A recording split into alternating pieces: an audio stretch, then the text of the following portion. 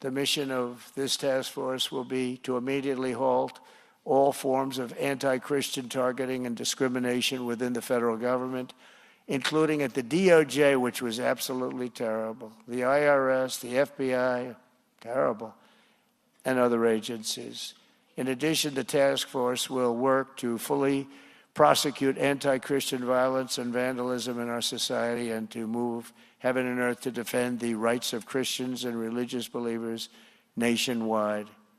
आप सभी को जय मसीह की। इस वीडियो में बात करने वाले हैं अमेरिका के राष्ट्रपति को आप अच्छी तरीके से जानते हैं। जिस तरीके से जब से वो ट्रंप सरकार में आए हैं, तो अमेरिका की सरकार में जब से वो राष्ट्रपति बने हैं, तब से पूरी दुनिया में खलबली मची है। जिस तरीके से भारत के जो प्रवासी थे, उन लोगों को बाहर निकाल करके ट्रंप ने फेंक दिया है और उनको भारत देश भेज भी दिया है। जबरदस्ती हाथों में हथकड़ी लगा करके बेड़ियों में डाल करके भेज दिया है। आप अच्छी तरीके जानते हैं जब से अमेरिका के राष्ट्रपति बने हैं, अमेरिका के जो राष्ट्रपति हैं, जिस तरीके से ट्रंप ने कहा है कि हम अमेरिका को एक ईसाई राष्ट्र घोषित करते हैं। ये साफ साफ शब्दों में आपको अभी देखने को मिलेगा, जैसे आपने छोटी सी क्लिप आपने देखा है। लेकिन इंग्लिश में वीडियो में आपको पूरा समझाने की कोशिश करूंगा कि ट्रंप ने आखिर ऐसा क्यों किया है।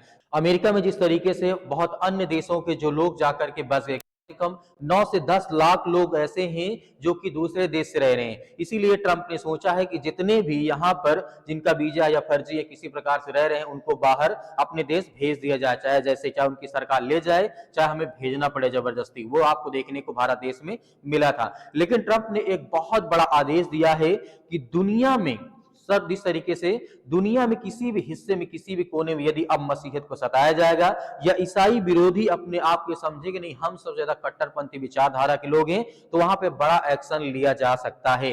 ये ट्रंप की दुनिया को अंतिम चेतावनी है, क्योंकि ट्रंप ने पहले ही दुनिया को हिला करके रखा है। ट्रंप ने यहां पर कहा है कि जिस तरीके से अमेरिका को हम एक ईसाई राष्ट्र घोषित करते हैं, क्योंकि आप जानते हैं अमेरिका में जितनी वहां की संख्या नहीं है अमेरिका की अमेरिकी, उतनी ताकत देशों बाहर देशों के लोग वहां पे रहते हैं। इसीलिए ट्रंप ने बहुत बड़ा ऐलान किया और जिस तरीके से 6 फरवरी को वाशिंगटन, जिस तरीके से वहां अमेरिका के एक राज्य है, वहां पर उन्होंने संबोधित करते हुए कहा है और यह ऐलान किया है कि जिस तरीके से ईसाई विरोधियों को बिल्कुल भी बख्शा नहीं जाएगा। आइए मैं आपको वीडियो दिखाना चाहता हूं, आप इस वीडियो को देखिए।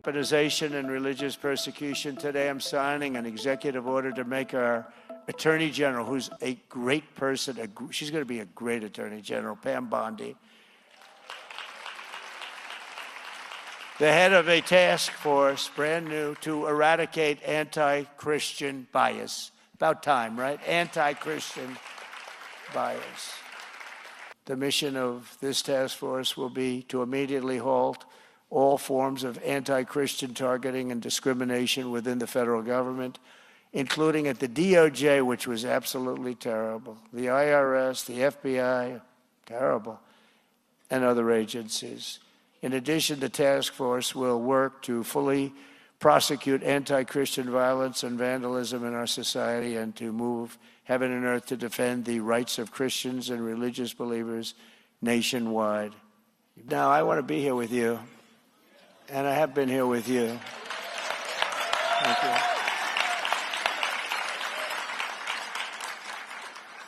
And I do that despite the fact that they say I can't run again. That's the expression, sir. Then somebody said, I don't think you can. Oh. जिस तरीके से आपने इस वीडियो में देखा, ट्रंप ने सीधे सीधे कहा है कि हम यूनाइटेड स्टेट को ईसाई राष्ट्र मतलब घोषित करते हैं।